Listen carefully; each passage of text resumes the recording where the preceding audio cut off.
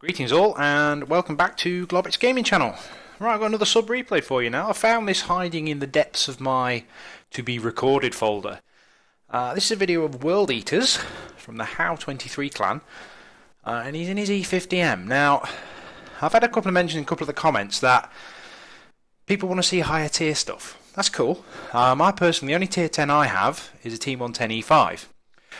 But this chap sent me in this replay, and it was a pretty good game. One of the reasons I wanted to show it to you, something about target priority. Something I've been discussing with the guys in the clan, and this video highlights that, of intelligent play and deciding what to shoot. Now, E-50M is a very fast tier 10 medium. It's a German medium.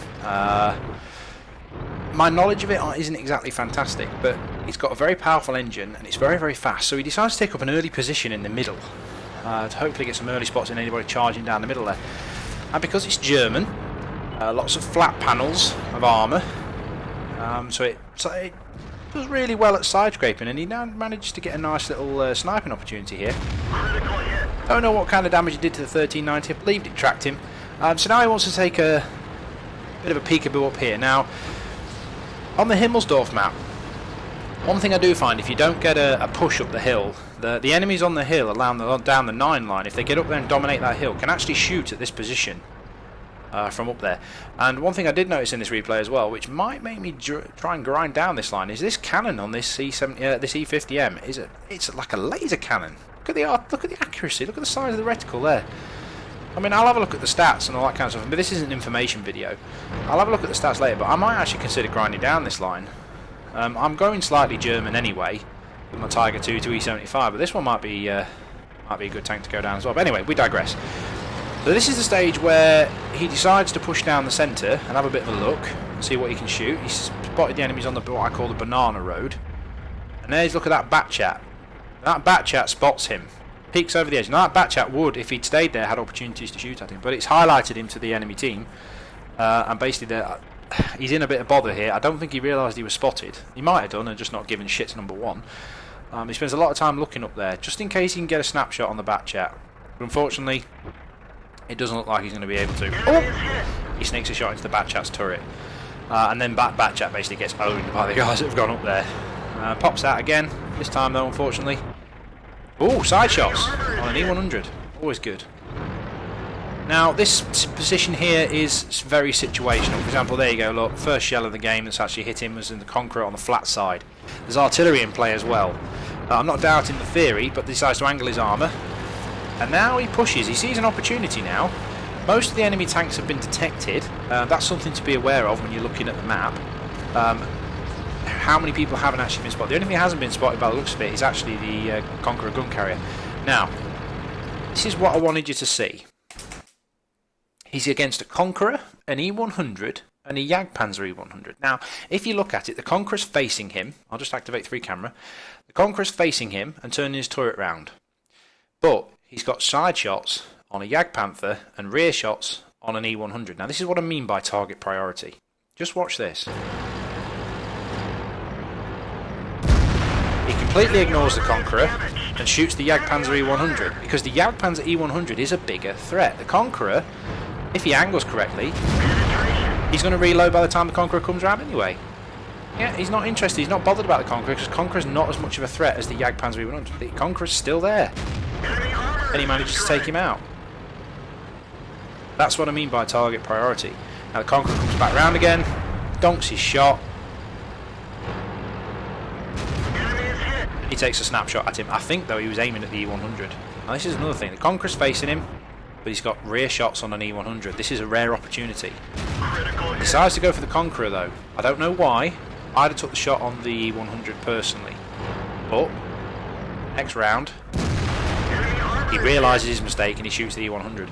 Another thing I noticed as well, this tank shoots 8 PCR at standard, and a lot of the tier 8 or tier 10 heavies actually do this. Oh, he's getting shot from the rear. He managed to get hit from the rear. So the Conqueror's retreated. He pushes round. Again, awareness. The E100's not even looking at him. The E100's worried about this Jagdpanzer. Puts another shot into him, sets him on fire, which leaves the Jagdpanzer E100 to finish him off. That was some good play there. Now this is the reason why World Eaters actually showed me and sent me this replay. Yeah, the E-50M weighs a little bit. Look how much damage he does to that. Look how much damage he did to that 1390 there. Well done there, bro. I'm all for killing those things. I actually hate them. It's one of those tanks where if I'm playing it, I'm sure I'll actually get to grips with it and actually quite enjoy it. It looks like a bit of a giggle truck. When you're against them, they're a pain in the arse. So he side scrapes out, takes out the Conqueror. Yeah, 5,000 damage so far. Yeah, this gun shoots APCR as standard and heat ammo as its premium shell. So some of you might disagree with this, but you're actually better off getting quite close, using your speed and mobility, because APCR works better the closer you are. It loses its penetration a lot quicker than standard AP ammo, and you've got your heat ammo in reserve in case you have to do some sniping. So not a bad gun, and it seems to work really well as a short range medium. I don't know if it's supposed to be used as a sniper, I'm not sure. Now we're just at the end stage of the game, using his mobility to flank the Waffle Tractor. Waffle Tractor's got bigger problems. Ramming speed. Set him on fire. Bit of a lucky shot, set him on fire. And the ram to finish him off. I mean, would you consider putting a spore liner on this thing? To reduce the damage from ramming? I don't know. I don't know what the ideal equipment fit is. Comment below. Give me some tips and tricks. I might actually grind down to this tank after watching this replay. But from what I've gathered, you have to go through the Panther. I've been told by a good friend of mine on the NA server end, he's basically told me that the Panther 2 is worth it, but the Panther 1's garbage. I'll have a look at my tech tree and see what it's going to take to get down this tank, but I've got some other projects online first.